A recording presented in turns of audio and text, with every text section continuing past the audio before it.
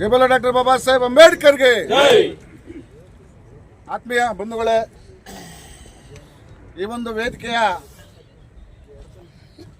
ಕೇಂದ್ರ ಬಿಂದುಗಳಾಗಿರ್ತಕ್ಕಂಥ ಈ ತಾಲೂಕಿನ ಜನಪ್ರಿಯ ಶಾಸಕರಾಗಿರ್ತ ಸನ್ಮಾನ್ಯ ಸಮೃದ್ಧಿ ಮಂಜಣ್ಣವರೇ ಹಾಗೂ ಈ ವೇದಿಕೆಯಲ್ಲಿರ್ತಕ್ಕಂಥ ಎಲ್ಲ ಗಣ್ಯಮಾನ್ಯರೇ, ಎಲ್ಲ ದಲಿತ ಚಳುವಳಿಯ ಮುಖಂಡರೇ ಹಾಗೂ ಎಲ್ಲ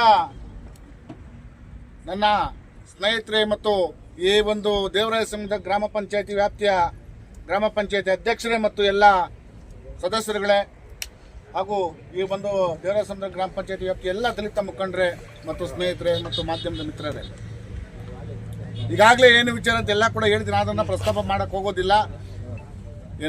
ಇವತ್ತೇನು ನಾವು ಈ ಭೂಮಿಯನ್ನು ಉಳಿಸ್ಕೊಳ್ಬೇಕು ಅಂತ ಮನವಿ ಮಾಡಿದಾಗ ಅವರು ಕೂಡ ನಮ್ಮ ಶಾಸಕರು ಕೂಡ ಆ ಬಗ್ಗೆ ಶ್ರಮ ಹಾಕಿ ಅವರು ಜಿಲ್ಲಾಧಿಕಾರಿಗಳೊಟ್ಟಿಗೆ ಮತ್ತು ಅಧಿಕಾರಿಗಳೊಟ್ಟಿಗೆ ಚರ್ಚೆ ಮಾಡಿ ಅದನ್ನು ಒಂದು ಉಳಿಸ್ಕೊಟ್ಟು ಇವತ್ತು ಇಲ್ಲಿ ಅಂಬೇಡ್ಕರ್ ಅವರ ಒಂದು ಭವನವನ್ನು ಕಟ್ಟಲಿಕ್ಕೆ ಇವತ್ತು ನಮ್ಮ ದೇವರಾಯ ಸಮುದ್ರ ಗ್ರಾಮ ಪಂಚಾಯತಿ ವ್ಯಾಪ್ತಿಯ ಈ ಒಂದು ಜಾಗವನ್ನು ಆಯ್ಕೆ ಮಾಡಿ ಇವತ್ತು ಇಲ್ಲಿ ಮಾಡ್ತಾ ಇರೋದಕ್ಕೆ ನಾನು ಎಲ್ಲ ನಮ್ಮ ದಲಿತ ಚಳವಳಿಯ ಎಲ್ಲ ಸಂಘಟನೆಗಳ ಪರವಾಗಿ ಮತ್ತು ಎಲ್ಲ ಮುಖಂಡರ ಪರವಾಗಿ ಅವರಿಗೆ ಮೊದಲಿಗೆ ಅಭಿನಂದನೆಗಳನ್ನು ಸಲ್ಲಿಸ್ತಾ ಇದ್ದೀನಿ.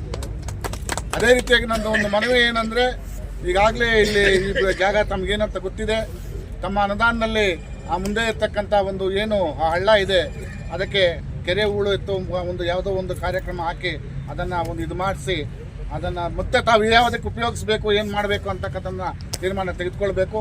ಒಟ್ಟು ಮಾದರಿಯಾದ ಒಂದು ಅಂಬೇಡ್ಕರ್ ಭವನವನ್ನು ಮಾಡಿಕೊಡ್ಬೇಕು.